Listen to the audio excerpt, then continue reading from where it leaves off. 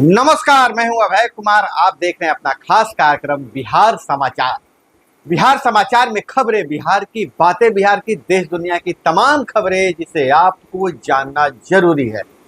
बिहार समाचार में हम खबर लेते हैं सत्ता के गलियारों से, पंचायत के गलियों से और गांव के चौपालों से, जिससे आप रहते हैं अपडेट। तो बिहार समाचार में हम बात करेंगे नीतीश कुमार का बहुत बड़ा ऐलान। नीतीश कुमार ने सरकारी नौकरी से लेकर स्मार्ट मीटर और लैंड सर्वे के लिए बहुत बड़ा बयान दिया है। वहीं हम बात करेंगे बिहार की अन्य खबरों पर भी। अब शुरू करते हैं सीधे सीधे मुख्यमंत्री के बयान से। तो बिहार पुलिस में महिलाओं के लिए जल्द निकलेगी वैकेंसी। मुख्यमंत्री ने दिए 35% आरक्षित सीटों को भरने का निर्देश। कहा लॉ एंड ऑर्डर पहली प्राथमिकता है। बिहार में कानून व्यवस्था को लेकर सीएम नीतीश कुमार ने एक अन्य मार्ग स्थित आवास पर हाई लेवल बैठक की। इसमें डीजीपी, गृह सचिव, एडीजी समेत गृह विभाग के आला अधिकारी मौजूद थे। मुख्यमंत्री नीतीश कुमार ने कहा कि लैंड सर्वे से हम पीछे हटने वाले नहीं हैं। यानी जो हाई कोर्ट में मामला गया है, लेकिन मुख्यमंत्री ने साफ चेता दिया है कि हम लैंड सर्वे से पीछे हटने वाले नहीं हैं। उन्होंने इसे और तेजी से करने को कहा है। लॉ एंड ऑर्डर की अहम बैठक में उन्होंने साफ कहा कि भूमि विवाद का निपटारे के लिए पूरी तरह से सतर्क रहें। लैंड सर्वे एंड सेटलमेंट का काम तेजी से हो, जिससे भूमि विवाद को लेकर होने वाले अपराध में कमी आएगी। बैठक में निर्देश दिया कि लॉ एंड ऑर्डर सरकार की सर्वोच्च प्राथमिकता है। अपराध नियंत्रण में किसी प्रकार की कोताही न हो। उन्होंने पुलिस नियुक्ति में तेजी लाने को कहा है। पुलिस भर्ती में महिलाओं के लिए निर्धारित 35% आरक्षण रोस्टर को लागू करने की बात कही है। 35% आरक्षित सीटों पर रिक्तियों को जल्द भरने का निर्देश भी दिया है। मुख्यमंत्री नीतीश कुमार ने कहा कि कानून व्यवस्था बनाए रखने में पुलिस की महत्वपूर्ण भूमिका होती है। जल्द से जल्द बचे हुए पदों पर पुलिस की बहाली होने से कानून व्यवस्था बनाए रखने में सहूलियत होगी। अब वही दूसरी तरफ स्मार्ट मीटर को लेकर कई जिलों में बवाल आ रहे हैं। कई गांवों से बवाल की खबरें आ रही हैं। कहीं जेई को पीटा जा रहा है, तो कहीं स्मार्ट मीटर लगाने वाले को पीटा जा रहा है, तो कहीं स्मार्ट मीटर को उखाड़ कर ग्रामीण बाजारों में प्रदर्शन कर रहे हैं, प्रखंड मुख्यालय में प्रदर्शन कर रहे हैं। लेकिन जो स्मार्ट मीटर को लेकर ताजा खबर यह है कि स्मार्ट मीटर नहीं लगवाने वालों की अब खैर नहीं। सरकार का फरमान जारी किया गया है, बिजली काटी जाएगी।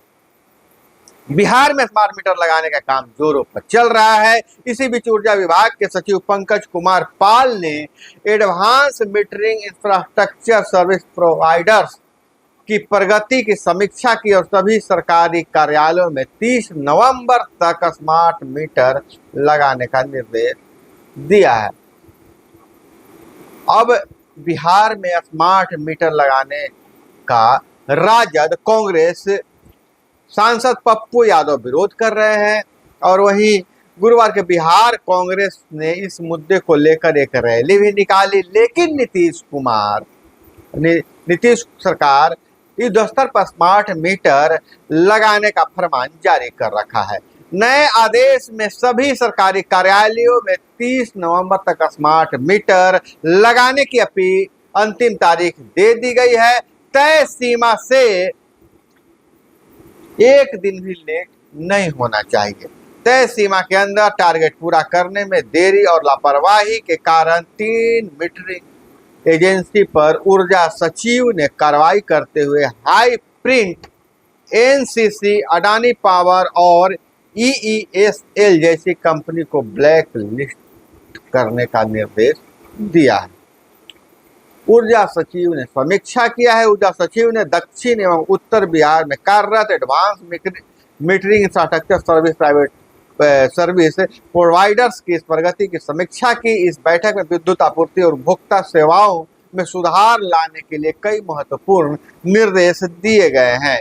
बैठक में साउथ बिहार के प्रबंध निदेशक महेंद्र कुमार, नॉर्थ बिहार कंपनी के प्रबंध निदेशक नीलेश देवरे भी मौजूद थे। नॉर्थ बिहार में कार्यरत metering agency high print NCC, Adani power, secure meters limited, EESL और साउथ बिहार में कार्यरत एजेंसियों के प्रति कड़ा रुख अपनाया गया है।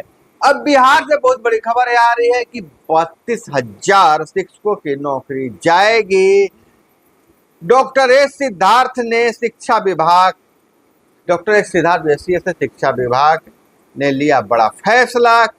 और क्यों नौकरी जा रही है, इस पर जो खबर नजर डालते हैं तो बिहार में 32,000 से ज्यादा नियोजित शिक्षकों की शैक्षिक प्रमाण पत्रों में फर्जीवाड़े की आशंका है। शिक्षा विभाग ने निगरानी विभाग से इसकी शिकायत की है और जांच का आदेश दिया है। माना जा रहा है कि सभी शिक्षक फर्जी प्रमाण पत्र पर नौकरी कर रहे हैं और बिहार में 32,000 से अधिक शिक्षकों की नौकरी पर संकट मंडरा रहा है। शिक्षा विभाग को शक है कि इन शिक्षकों ने नौकरी पाने के लिए नकली प्रमाण पत्रों का इस्तेमाल किया है। विभाग ने इसकी जांच के लिए निगरानी विभाग से शिकायत की है। मामला और गंभीर इसलिए है क्योंकि कई शिक्षकों ने दूसरे राज्यों से मिले प्रमाण पत्रों के आधार पर बिहार में नौकरी हासिल की है। बताया जा रहा है कि जिन शिक्षकों का प्रमाण पत्र फर्जी पाए जाएंगे उनके खिलाफ कड़ी कार्रवाई की जाएगा, उनका वेतन भी वसूला जाएगा। तो यह बहुत बड़ा प्रगति है, ये शिक्षा विभाग का बहुत बड़ा कार्रवाई है और अगर इस पे कार्रवाई किया जा रहा है तो बिहार में हजारों शिक्षकों की नौकरी चली जाएगी। और वही बड़ी खबर आ रही है समस्तीपुर से। समस्तीपुर में मुखिया के सीने में गोली मारकर हत्या। ग्रामीण के दाह संस्कार में युवक से हुआ था विवाद। विरोध में एनएच को किया गया है जाम। समस्तीपुर में एक मुखिया की गोली मारकर हत्या कर दी गई है। मृतक की पहचान नारायण शर्मा के रूप में हुई है। बताया जाता है कि नारायण गांव के किसी शख्स की मौत के बाद दाह संस्कार में शामिल होने गए थे। वहीं एक युवक से उसकी बहस हो गई। नारायण दाह संस्कार करके अपनी बुलेट बाइक से घर लौट रहे थे, रास्ते में उनके सीने में गोली मार दिया गया। घटना शुक्रवार की रात हलई थाना क्षेत्र के दादनपुर डहिया पुल के पास की है। नारायण मोरवा प्रखंड के मुखिया संख्या अध्यक्ष भी थे। वारदात के बाद आक्रोशित लोगों ने शनिवार सुबह से पंचायत भवन के सामने सौ रखकर पटना मुसरीधरी NH 322 को जाम कर दिया। सड़क के दोनों ओर वाहनों की लंबी कतारें लग गई है। इस पर इलाके के DSP SP संज्ञान ले रहे हैं। हालांकि मुखिया संघ ने मांग किया है कि मुखिया समेत सभी जनप्रतिनिधियों को सुरक्षा मुहैया कराया जाए। इन पर लगातार हमले हो रहे हैं। और इधर अगर हम बात करें तो लेबनान में पेजर ब्लास्ट हुआ था, तो क्या इसका कनेक्शन भारत से भी है क्या? तो लेबनान पेजर ब्लास्ट में संदिग्धों की लिस्ट में केरल के रिंसन जॉन नाम का युवक भी है। उसकी कंपनी पर पेजर सप्लाई का शक। पिता बोले कई दिनों से बेटे से बात नहीं हुई है। लेबनान में हुए पेजर ब्लास्ट में भारतीय मूल के नागरिक रिंसन जो 37 साल का युवा का नाम सामने आया है। लेबनान में 17 सितंबर को 3,000 पेजर विस्फोट हुए थे। हिजबुल्लाह का आरोप था कि इन पेजर में इजराइल ने विस्फोटक लगाए थे। हालांकि ये नॉर्वे के नागरिक अब हो गए हैं। जो हमारे जो रिंसन जोन जो है ये केरल के मूल रूप से रहने वाले थे और इनकी कंपनी पर आरोप है कि इन्होंने पेजर सप्लाई किया है।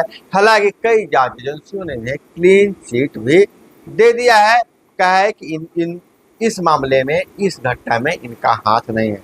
हालांकि इनसे अब संपर्क करने का प्रयास किया जा रहा है, तो कई दिनों से इनसे संपर्क नहीं हो पा रहा है। और वही आरजेडी ने बड़ा आरोप लगाया है कि बीजेपी ऑफिस के बाहर खड़ी गाड़ियों पर का चालान क्यों नहीं काट रहे हैं ट्रैफिक एसपी।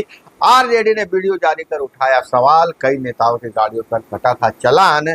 बिहार के मुख्य विपक्षी पार्टी राजद ने बीजेपी ऑफिस के बाहर का फोटो वीडियो जारी किया है। कांग्रेस नेता राहुल गांधी के आरक्षण वाले बयान के खिलाफ पटना में बीजेपी कार्यालय के बाहर धरना चल रहा था। सड़क पर पार्टी नेताओं और कार्यकर्ताओं की गाड़ी लगी हुई थी।